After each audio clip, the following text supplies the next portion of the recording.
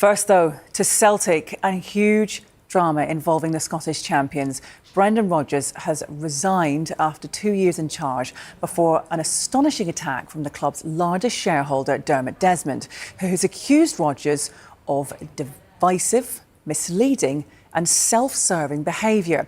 In another twist, former Celtic boss Martin O'Neill has been named as Rodgers' successor on an interim basis, more than 25 years since he first arrived at the club. We'll have more on that shortly. Well, Brendan Rodgers' final game in charge was Celtic's 3-1 defeat to Hearts on Sunday, which left them 8 points adrift of their opponents at the top of the Scottish Premiership. Rodgers won 4 major trophies in his second spell at the club after returning in 2023.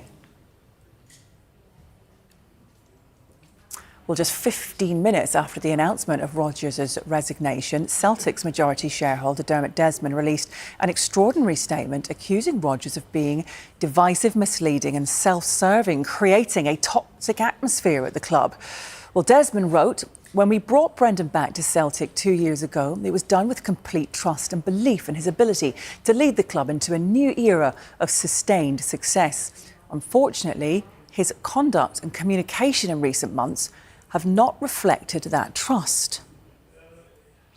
So let's go through then some of the key points of conflict that Desmond pointed to in his statement of more than 500 words.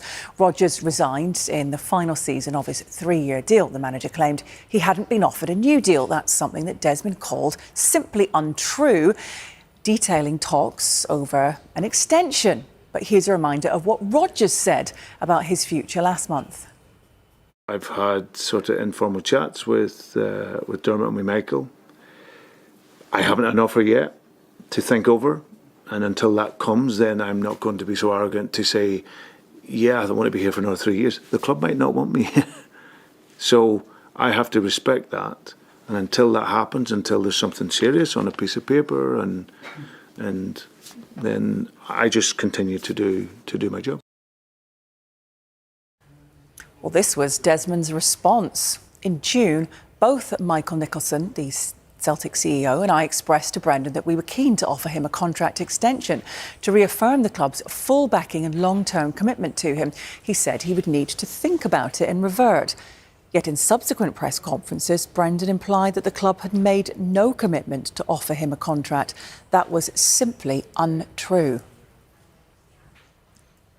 Well, the club's transfer policy in the summer has also been come in for some criticism as Celtic have struggled for form and missed out on a place in the Champions League.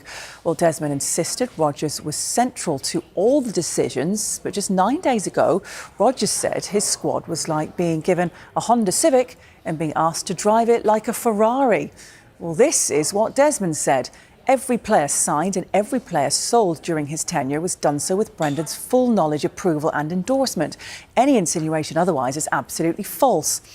And here's a reminder of what Rodgers has said at times about transfers this season. The big thing we need to look at is the timing of investment. I always think that's really, really important, because that's something I felt that we could have had maybe leading into the game. Then it would certainly give it a better possibility. There's a long process and the weight is on your shoulders when you're here carrying everything. So then when it doesn't quite go the way you want, then of course you have an empty feeling. We all knew what we needed in the summer, and for whatever reason it hasn't. We weren't able to bring that level in.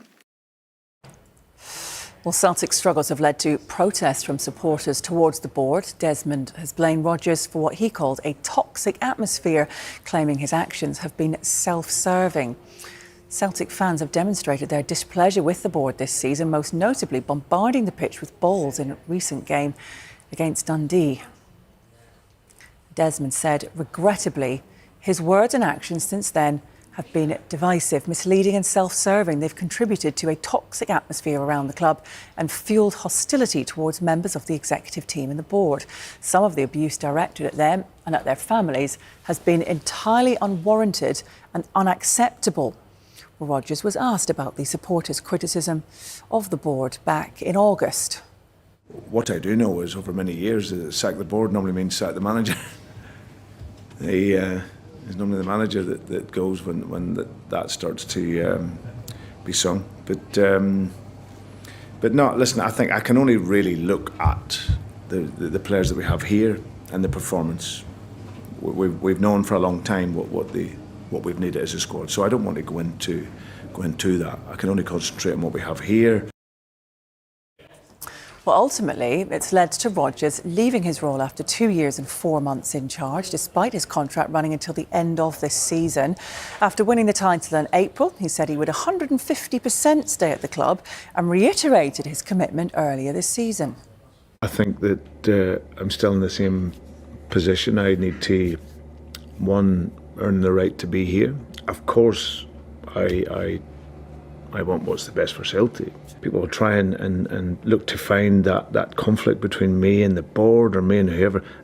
It really isn't the case. Everyone at this club, from the board to myself, we want the very, very best for Celtic. Some fans are even worried you may walk before then, considering the situation. No Can chance. you put their fears at rest? Yeah, no, absolutely no chance. No chance. We've done that one before. It didn't go down well. So no. Listen, I said from the first day, and there's no hidden messages, and there's no this and that. I said I'd be here for 3 years. I'm here for 3 years.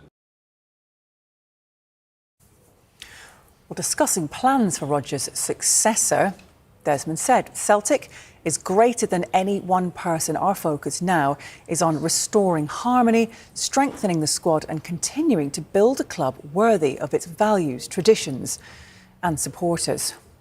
Brendan, with some of the stuff he's said in the recent past that he wants out of the club. There's clearly been a breakdown with his relationship with the club hierarchy. They've lost quality players in the recent past and haven't replaced them, and I think he felt he wasn't backed. And reading the Dermot Desmond statement is very critical of Brendan. And look, in many ways, when there's a relationship breakdown, which there clearly has been between Brendan and the club hierarchy, then it's inevitable something would have to give, and Brendan has ended up walking away.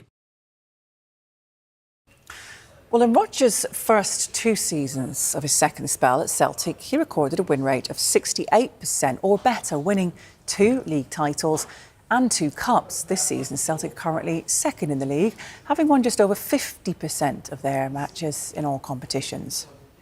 Whatever you want to say about Brendan Rodgers, he was a winner. He won 11 trophies, I think, over 2 different spells.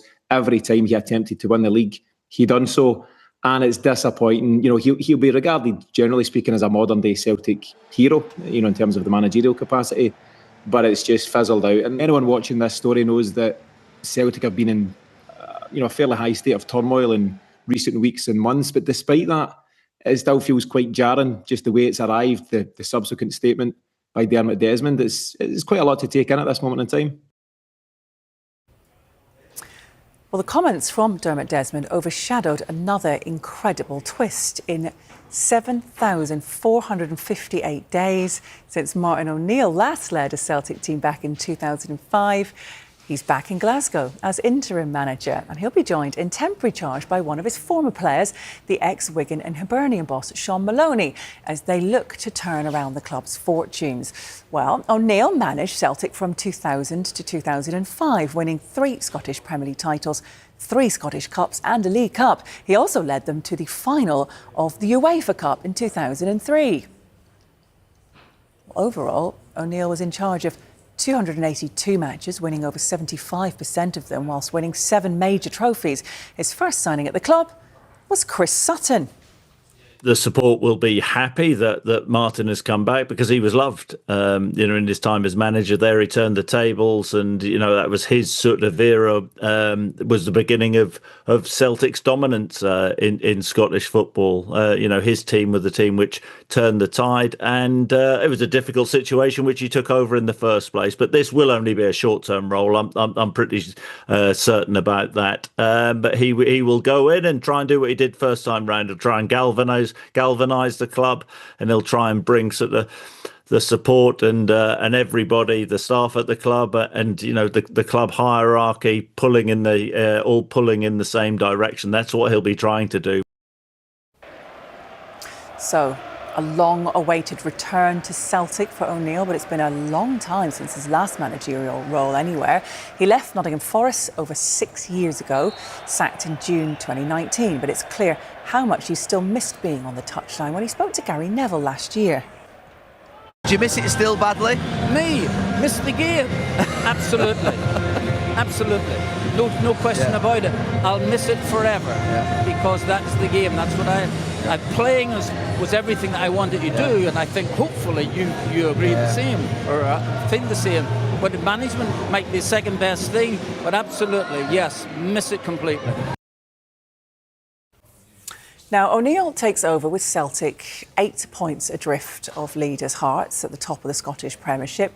Hours before his appointment, O'Neill was on TalkSport and he claimed this is Hearts' best chance of winning the title. He said they have shown a great determination. Their record is great at this minute, with Celtic not being as strong, as physically as strong as maybe you would want them to be. It is possible Celtic can actually lose games, whereas before they looked invincible in matches. Rangers are no threat whatsoever. They are so far adrift, it's untrue. But this is the moment, this is the time for Hearts. Well, O'Neill and Maloney will take charge of their first game at home to Falkirk in the Scottish Premiership. That's tomorrow night, before a huge game with Rangers in the Scottish League Cup on Sunday. But it's not clear how long they'll remain in temporary charge. Ange Postecoglou has emerged as a potential contender to return to the club. Postecoglou won back-to-back Scottish League titles and the domestic treble before leaving back in 2023. He was sacked as Nottingham Forest manager early this month after just 39 days in charge. A lot of fans would love to have Ange back again, another hugely successful manager, but I think Celtic have made a bit of a habit in recent times of going back, whether it was Brendan himself, Neil Lennon even. I'd like to see someone like Knutson at Bodo Glimt. He's been doing a great job, and Celtic were supposedly having chats with him a while ago. There's also guys like Kieran McKenna at Ipswich and a few others that have been mentioned, Damien Duff. I'd need to spend a bit of time thinking. As I say, it's all very new at this moment in time. But we'll take Martin O'Neill for now. We're in safe hands there, and we'll see what's next.